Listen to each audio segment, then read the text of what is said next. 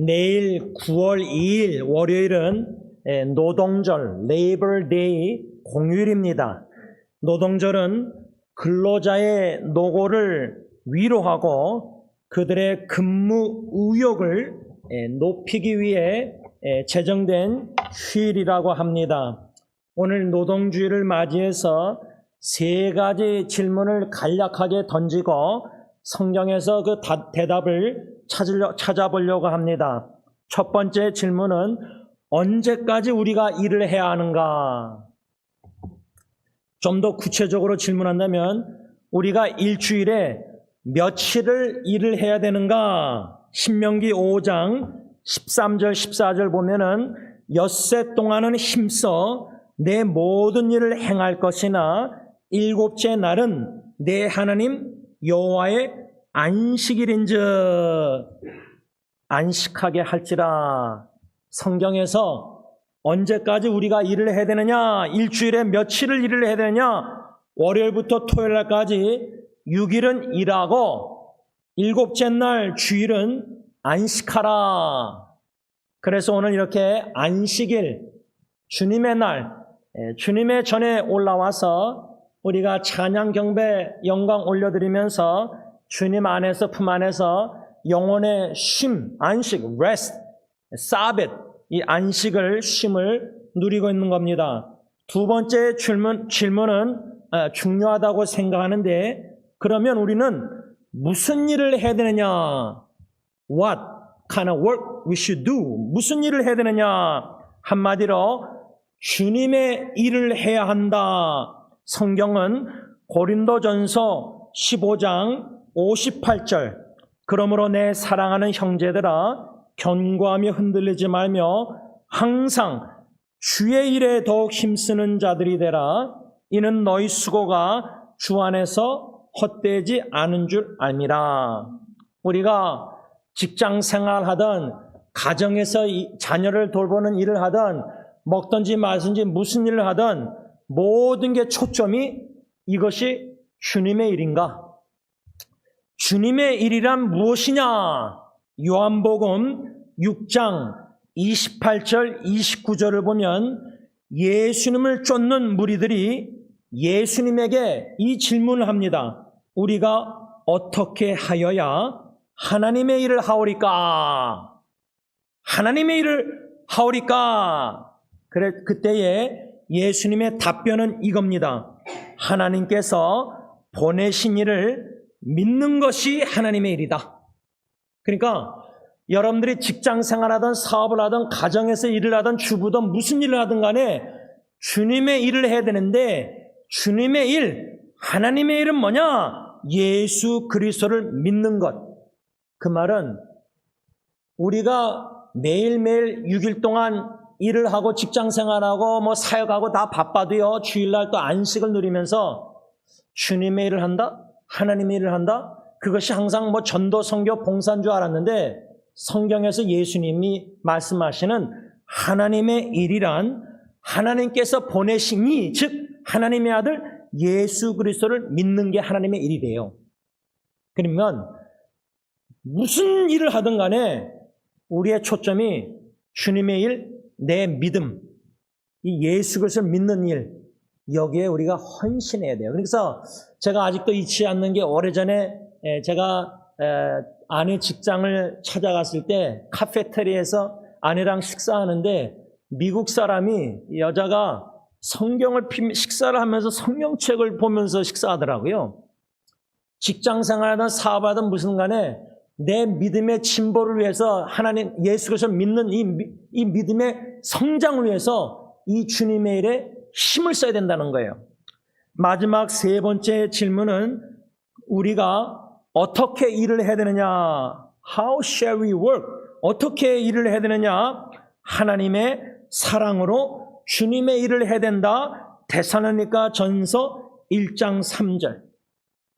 이렇게 노동주의를 맞이해서 언제까지 일을 해야 되느냐? 둘째로 무슨 일을 해야 되느냐? 세 번째로 어떻게 일을 해야 되느냐? 하나님의 사랑으로 주님의 일을 할 때에 특별히 예수 그리스도의 복음을 죽어가는 영혼들에게 전파하면서 사랑으로 섬기면서 우리가 전도서 5장 18절 말씀대로 이 주님의 일을 하면서 satisfaction, 만족감이 있어야 돼요. 내 안에 불만족이 있다? 직장생활하고 사업하고 가정사역하고 모든 일을 할 때 왜 만족이 없고 불만족이 있느냐? 어쩌면은 내가 주님의 일, 예수 그리스도를 믿는 일, 그 믿음을 나누고 전파하는 사명 따라 소명 따라 살지 않고 있기 때문에 마음에 만족함이 없을 수 있다 그 말이죠. 또 전도서 2장 10절 말씀대로 우리가 사랑으로 주님의 일을 모든 일을 수고할 때에 기뻐해야 된다. 기쁨이 있어야 돼요. 그러니까 우리 안에 만족과 기쁨이 없다. 주님이 주는 기쁨과 만족이 없다. 그러면 내가 지금 모든 일을 할 때에 이게 주님의 일인가?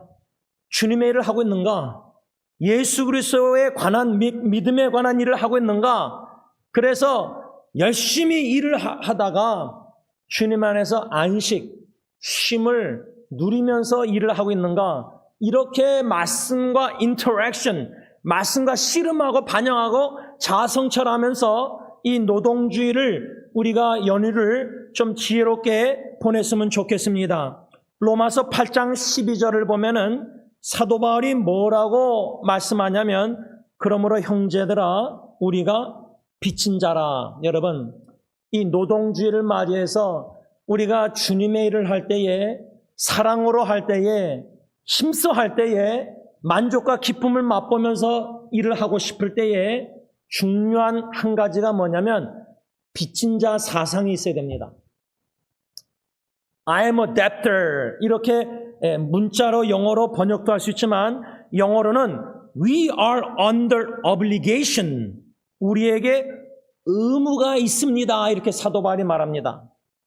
그러니까 우리가 주님의 일을 주님의 뜻대로 주님이 주시는 지혜로 성령의 인도하심 따라 방법대로 믿음으로 겸손히 사랑으로 다 행할 때에 나는 빚진 자다. 그럴 때 이 빚진 자라는 헬라어 원어의 의미는 채무자라는 말입니다. debtor, 채무자. 그런데 이 채무자라는 단어에는 두 의미가 있을 수 있다고 합니다. 그 채무자라는 두 가능성 의미는 뭐냐면 첫째로 돈을 빚진 자다. 두 번째 가능성 의미는 의무가 있는 자다. 사도 바울이 로마 교회 성도들에게 편지를 쓰면서 우리가 빚진 자다. 나 바울이나 너희 성도들 로마 교회 성도들이나 우리는 다 빚진 자라. 그 말은 돈을 빚진 자가 아니라 우리는 의무가 있는 자라. 그 말이에요. 의무. 그리스도 안에서 의무를 가진 자다. 갈라디아서 5장 3절. 그래서 사도 바울은 로마서 1장 14절에 헬라인이나 야만인이나 지혜 있는 자나 어리석은 자에게 다 내가 빚진 자다. I am under obligation. 사도 바울이 자기는 빚진 자래요. 그래서 그는 의무를 가진 자로서 그가 마땅히 빚진 자 사상을 가지고 감당한 의무가 뭐죠? 자기 생명보다 중요한 하나님의 은혜의 복음을 증거하는 거였습니다. 그러면 이 말씀을 저는 제 자신에게 비춰볼 때 나 제임스는 빚진 자다. 의무를 가진 자다. 나의 의무는 뭐냐? 주 예수 그리스도의 말씀, 하나님의 말씀을 주야로 묵상해서 나누는 것. Sharing is caring. 죽을 때까지 이거는 은퇴가 없습니다. 이 사명은 호흡이 닿는 그날까지 저는 주님의 말씀을 주야로 묵상하고 여러분 지금 전화기로도 성경을 읽을 수 있고요. 태블릿으로도 성경을 읽을 수 있지만 제가 신문을 보니까 이 장애인인데 아무것도 못 움직여요. 근데 눈만 눈만 이렇게 닫았다 열었다 하는데 그걸로도 소통할 수 있는 기가 있더라고요. 그래서 제가 주님의 말씀을 주야로 묵상하고 나눈다 할 때 제가 병원에서 양론에서 누워 있어도요. 그런 기계로 모니터로 화면에 제가 눈을 깜빡하면서 하든지 소리를 내가지고 그거를 적어가지고 컴퓨터가 적어서 그냥 말해서 눌러서 여러분들에게도 이메일로 카톡으로도 다 보낼 수 있는 시대라는 거예요, 이제는요. 그 정도로 과학이 발달한 시대예요. 누워서도 말씀 묵상하고 적고 나눌 수 있다는 거예요. 이것이 나의 의무다. 나는 빚진 자로서 그 말이에요.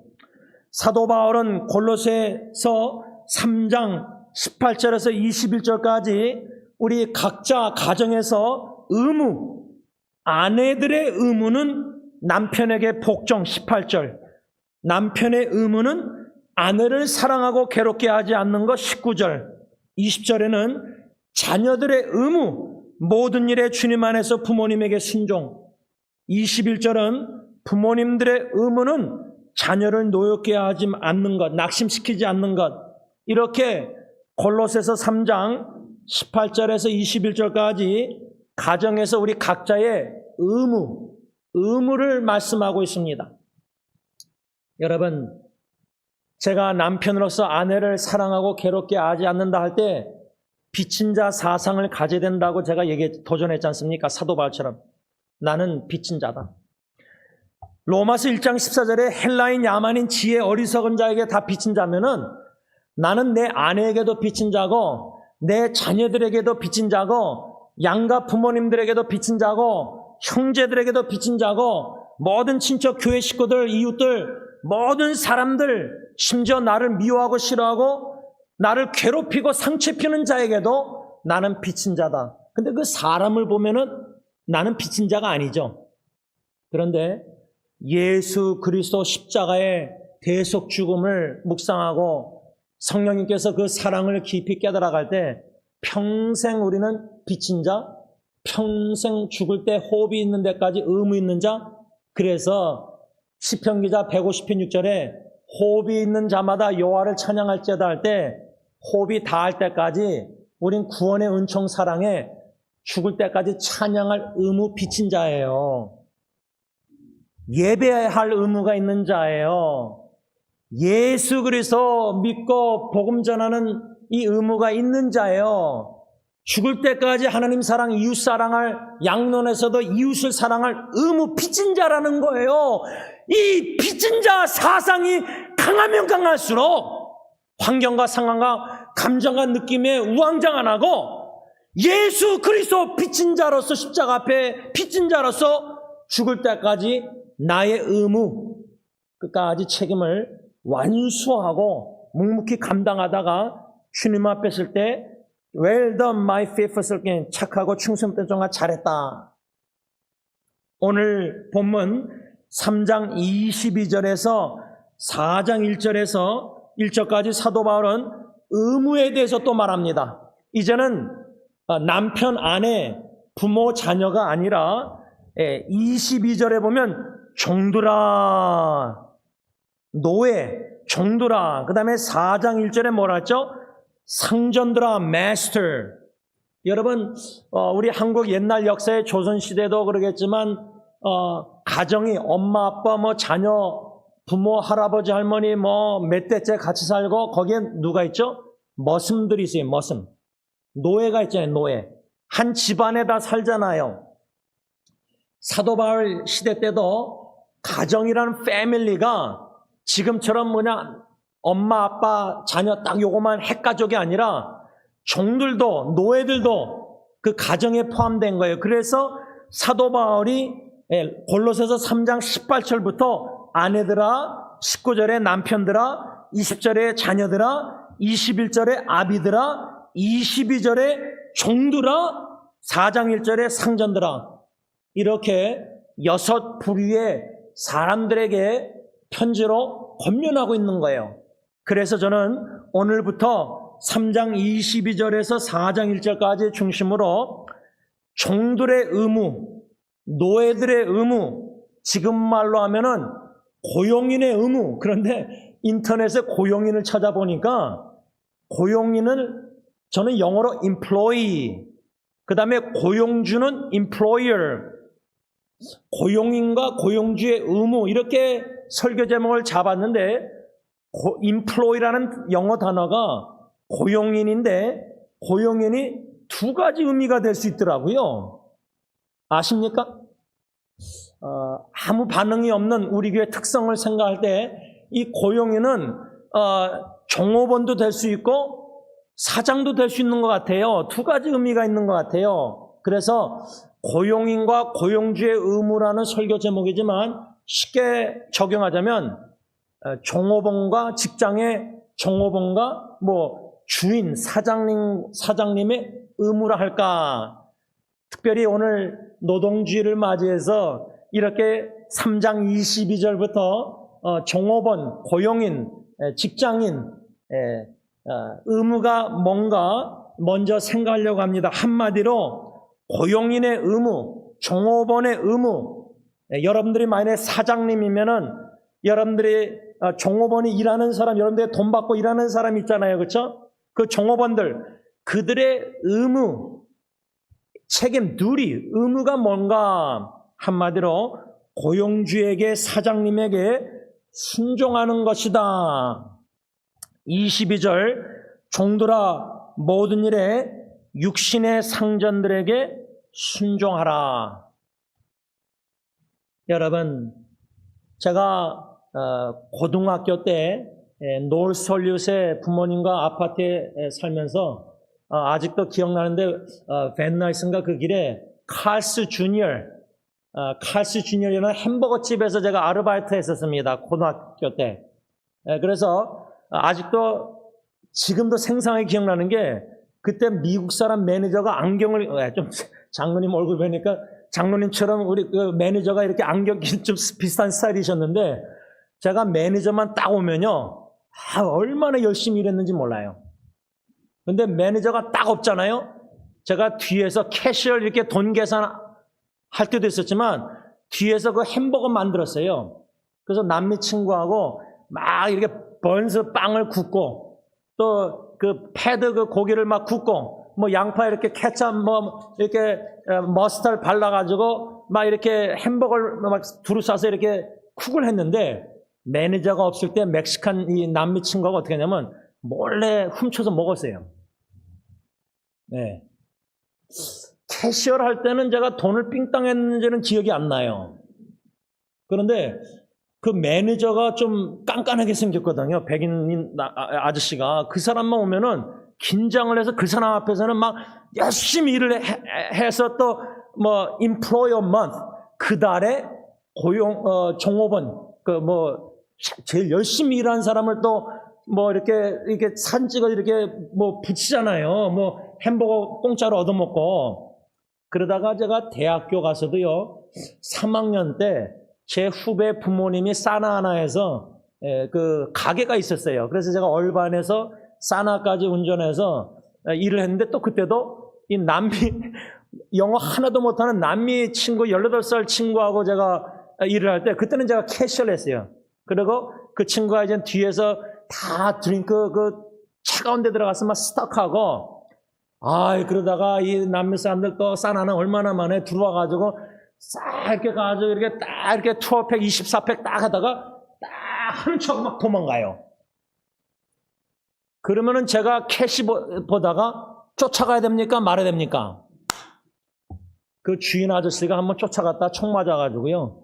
그래서 쫓아가지 말라고 저한테 그런 것 같아요. 그냥 훔쳐가도록 놔둬라. 여러분, 근데 이 직장 아르바이트 생활을 하면서도요, 오늘 말씀이 설교 준비하면서 고등학교 때, 대학교 때 이런 일한 일들이 다 좀 추억이 떠올랐는데, 상전, 내 주인, 고등학교 때는 아르바이트는 그 매니저가 주인이 아니지만 저한테는 상전이죠. 그 다음에 대학교 때 아르바이트 할 때는 제 후배의 엄마, 아빠, 부모님이, 한국분 부모님이 저한테는 주인이죠. 그분들이 저한테 돈을 월급인가 이렇게 돈을 줬으니까. 그러면 저의 의무 책임은 뭐냐면 그 상전들에게, 주인들에게 순종해야 되는데, 베드로전서 2장 18절 현대의 성경 보면요, 종들은 두려움으로 주인에게 복종하십시오. 선하고 너그러운 주인에게만 아니라 까다로운 주인에게도 그렇게 하십시오. 이거예요. 제 대학교 후배 부모님은 그 아버님은 이제 위암으로 이제 돌아가셨어요. 오래됐어요. 그 어머님 권사님은 살아 계시는데 그분들은 저에게 아주 나이스, 아주 자기 따님의 선배 오빠니까 저를 아주 잘해 주셨어요. 그렇게 상전이 나에게 주인이 선하게 너그러운 주인에게 순종하는 거는 쉬워요. 말 잘 듣는 거, 그렇죠?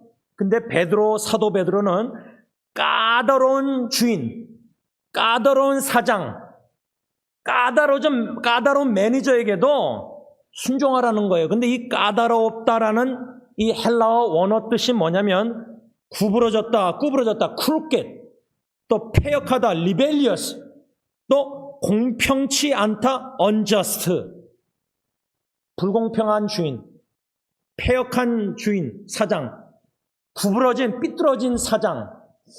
제가 한국 드라마 본 것 중에 이게 맞는지 모르겠는데 너무나 오래돼서 미생이라는 드라마인가? 직장에서 직장인들에 관한 그 드라마였는데요. 제가 한국에서 한 2년 9개월 세가정부 섬기면서 이 젊은 신혼부부들이 맞벌이 부부 와이프까지 애가 어린데 자기 엄마한테, 친정엄마한테 맡기고 일하는 그 부부들 상담하고 대화하다 보면 제가 버티기라는 단어를 한국에서 배웠어요. 버티기. 또 하나는 뭐냐면 어떤 형제가 목사님, 저는 사직서 사표를 딱 써가지고 봉투에 넣어가지고 자기 책상 서랍에 넣어놨대요. 그 자기 소원이 뭐냐? 자기 그냥 못된 상관에게 사표를 그냥 얼굴에 딱 던지고 직장을 나오는 게 소원이래요. 근데 그 사표는 써놔도요, 그렇게 못해요. 왜?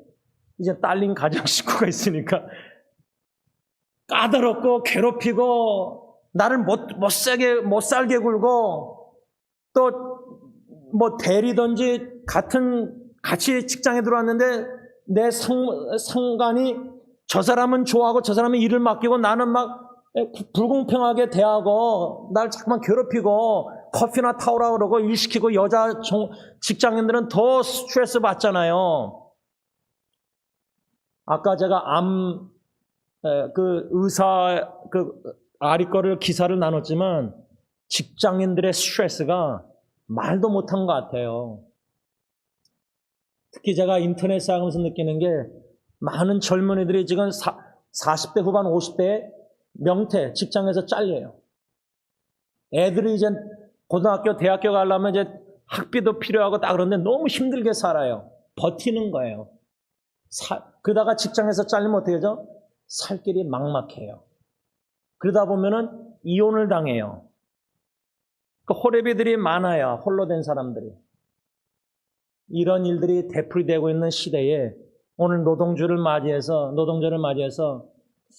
까다로운, 불공평한, 패역한 이런 삐뚤어진, 구부러진 그런 상관에게도 복종하고 순종하라 두려움으로. 그 이유가 뭐냐?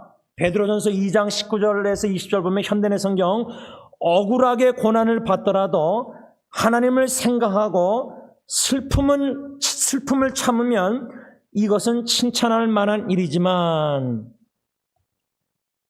못된 사장님 만나서 고통당하고 괴롭힘 당해도 억울하지만 슬픔을 참고 고난을 참고 순종하면 주님께 칭찬받는다는 거예요.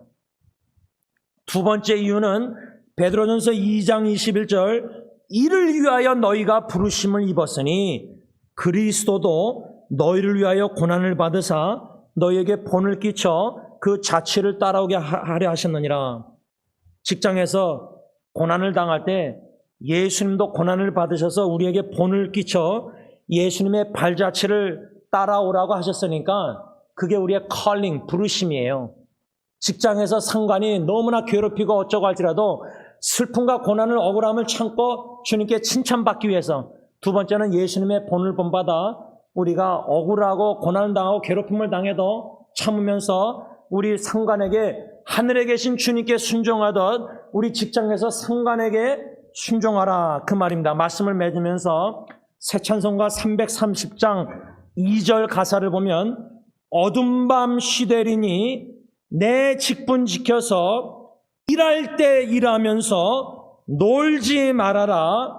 낮에는 수고하나 쉴 때도 오겠네. 일할 수 없는 밤이 속히 오리라.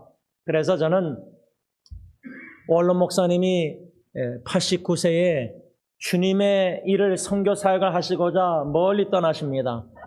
또 우리 장로님도 그 연세에 필리핀 의료 선교나 여기저기 선교, 우리에게 이제 어르신들이 70세 넘으신 분들, 80세 넘으신 분들이 건강 허락하신 만큼 그 마음에 주시는 하나님의 소명 사명 따라 주님의 일을 열심히 사역을 하고 계십니다.